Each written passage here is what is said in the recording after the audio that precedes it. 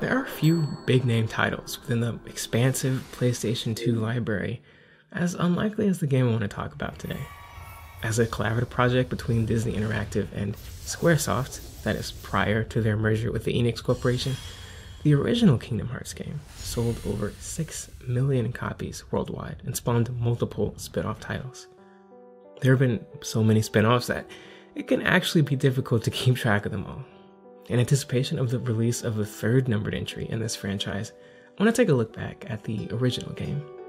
Kingdom Hearts is a great video game crossover that respects both its characters and its audience, creating an experience for fans that is remembered over a decade later.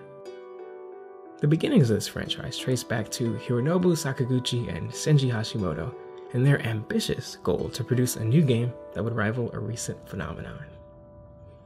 It's me, Mario! Super Mario 64 was released in Japan in 1996 and sent shockwaves through the gaming landscape.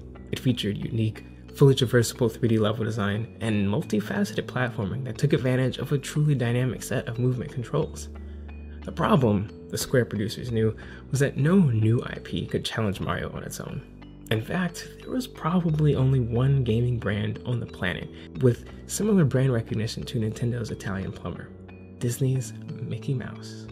Miraculously, Disney accepted Square's proposal for this new IP, and the producers of Square let first-time game director Tetsuya Nomura take charge of the project. After development began in 2000, the vision that his team and Disney settled on merged Mario's 3D inspiration with classic Disney stories and characters. They created an experience where the player felt as though they were part of the Disney magic within that virtual space. You didn't watch Peter Pan fight Captain Hook, you helped him fight. You swam right next to Ariel under the sea and skated along thick vines through dense forest alongside Tarzan, and learned what it meant to be a real hero with Hercules. This commitment to each world and character's individual aesthetic is evidenced throughout the development process.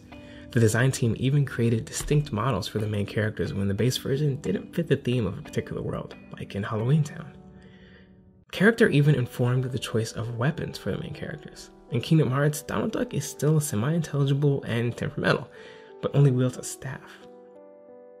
That's why Goofy is still clumsy but only wields a shield. That's why the main character uses the key.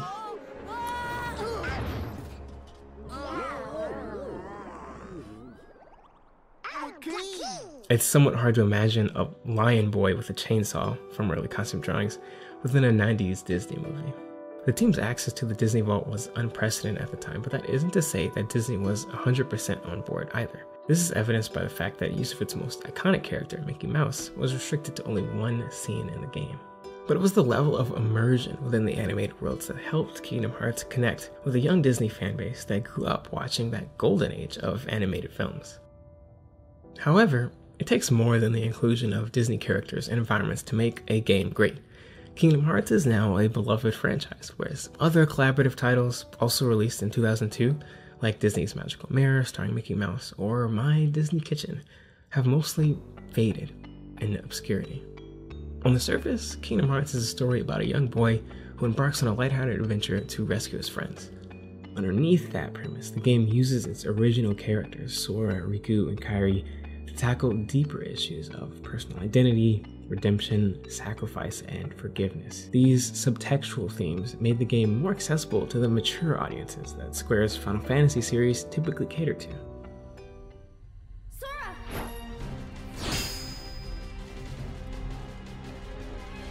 Forget it. There's no way you're taking Kairi's heart. Accompanying the use of these themes were also cameos by multiple characters from the famed JRPG series.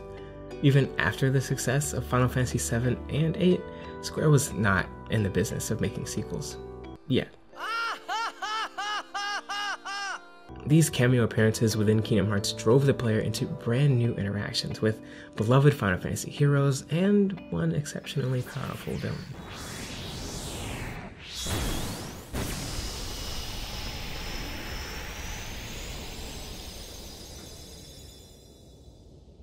By also applying the influence of Square's best intellectual properties, Kingdom Hearts played host to even broader appeal.